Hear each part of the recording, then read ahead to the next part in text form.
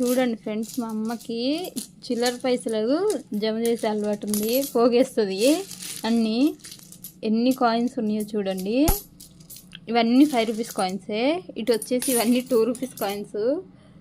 అక్కడ ఉన్నాయి కూడా 2 రూపీస్ కాయిన్సే. ఇవి వచ్చేసి 1 రూపీస్ కాయిన్స్.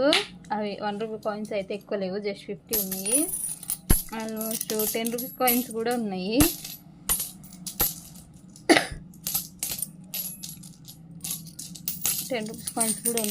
అట్లే డిఫరెంట్గా ఉండే కాయిన్స్ కూడా మా అమ్మ దగ్గరే ఉండుంటాయి నాకు తెలిసి. చూపిస్తాను చూడండి.